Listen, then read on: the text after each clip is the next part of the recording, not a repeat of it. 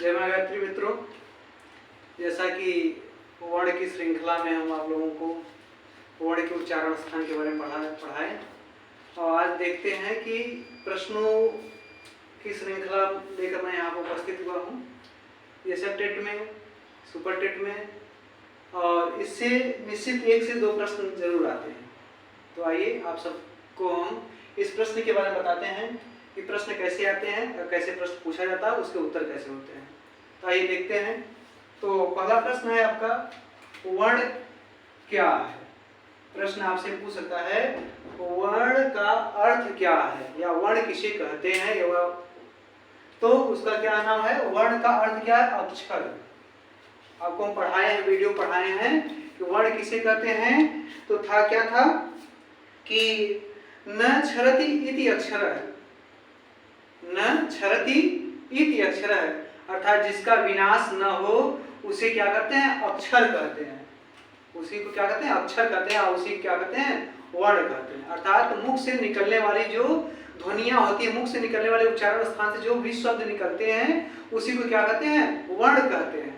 और इसीलिए कहा गया है न क्षरति इति अक्षर। इति मतलब इस प्रकार से, जिसका क्षर था, जिससे वर्ण का विनाश न हो, वही क्या है? अक्षर है। तो प्रश्न क्या, प्रश्न आपका है वर्ण का अर्थ क्या है। वर्ण का अर्थ क्या है? तो आप कह सकते हैं अक्षर। फिर दूसरा प्रश्न है स्वर के कितने भेद होते हैं। यह हम आप सभी लोगों को वीडियो में पढ़ा चुके हैं, यहाँ से प्रश्न आता है। तो अगर आप वीडियो को बार बार देखे होंगे तो आप इस सारे प्रश्नों का उत्तर आप आसानी से दे सकते हैं। तो क्या है? स्वर के कितने भेद होते हैं, अर्थात 3 भेद होते हैं। तो स्वर के कितने भेद होते हैं? 3 भेद होते हैं। कौन कौन सा? ह्रस्व, दीर्घ और प्लुत। कितने भेद होते हैं? 3 भेद होते हैं। कौन कौन से हैं? ह्रस्व, दीर्घ और प्लुत। ह्रस्व किसे कहते हैं?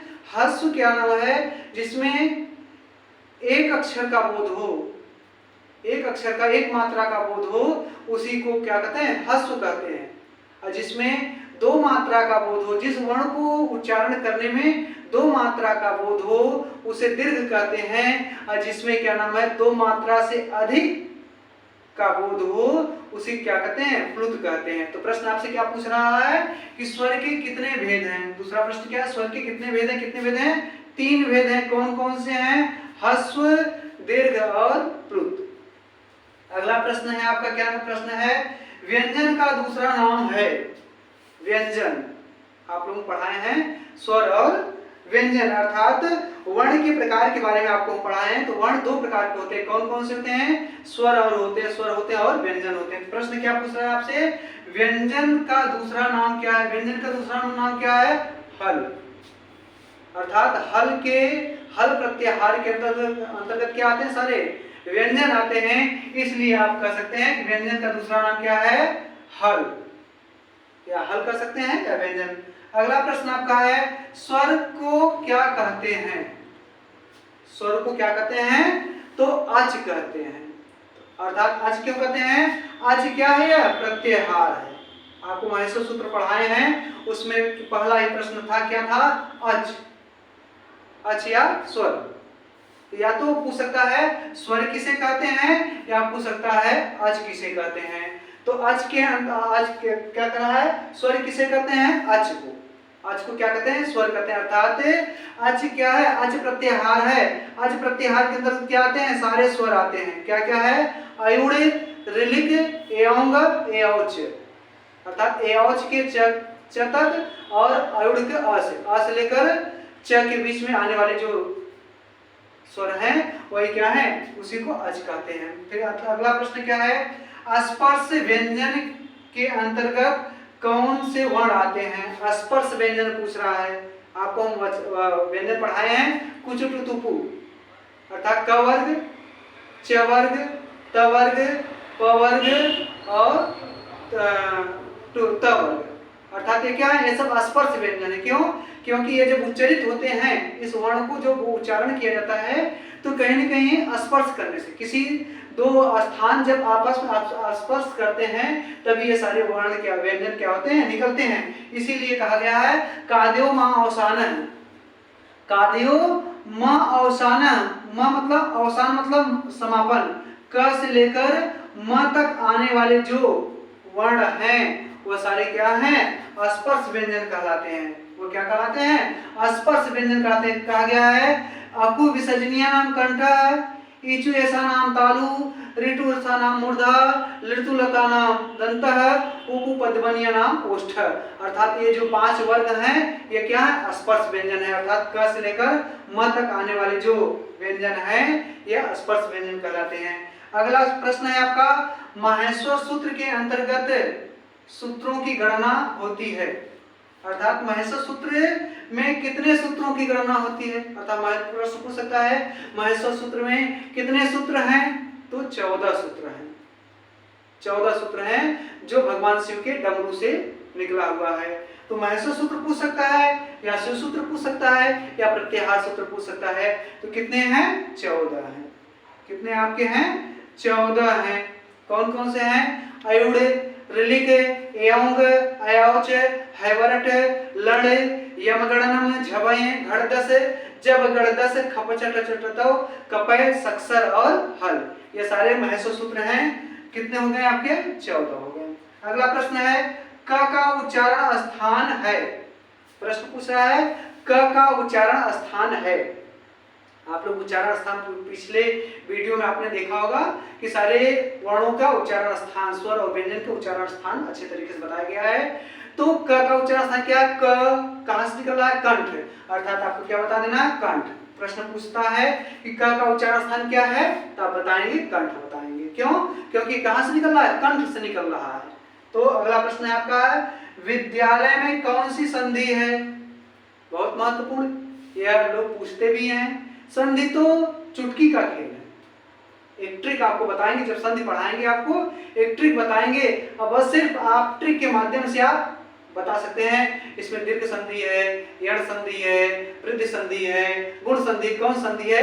ये संधियों को बारे में हम एक वीडियो को लेकर आएंगे, उस वीडियो में अच्छे तरीके से बताएंगे। तो देखिए इसमें क्या है, पूछा विद्यालय में कौन सी संधि है, तो दीर्घ संधि है। विद्यालय में कौन संधि है मित्रों, दीर्घ संधि है।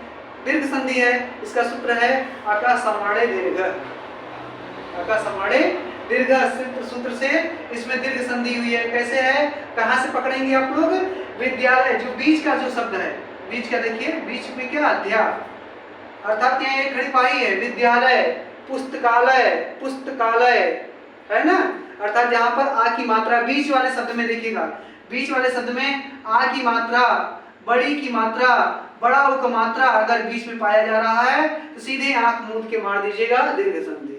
जहां पर आ की मात्रा बीच वाले में, ये नहीं कि पहले और लास्ट में देख, नहीं, बीच वाला अगर जो स्वर व्यंजन है उसमें अगर बड़ा आ का मात्रा हो, बड़ी ई की मात्रा हो, बड़ा उ का मात्रा अगर हो, सीधे आंख मूंद के मार दीजिए, क्या, दीर्घ संधि मार दीजिए। आपको संधि लेकर आएंगे बताएंगे।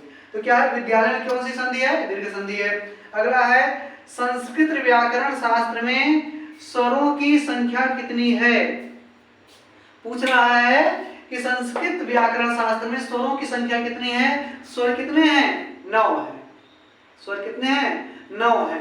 तो यहाँ आपको हम बताएं स्वरों को क्या कहते हैं, अच। अर्थात अच के अंतर्गत क्या आते हैं, 9 स्वर आते हैं। कौन कौन से, अयुड़, ऋलिक, एओंग, औच। अर्थात कितने स्वर हैं, 9 स्वर हैं। तो अगला प्रश्न क्या है, संस्कृत व्याकरण में त्रिमुनि है। बहुत महत्वपूर्ण प्रश्न है, यह पूछता है।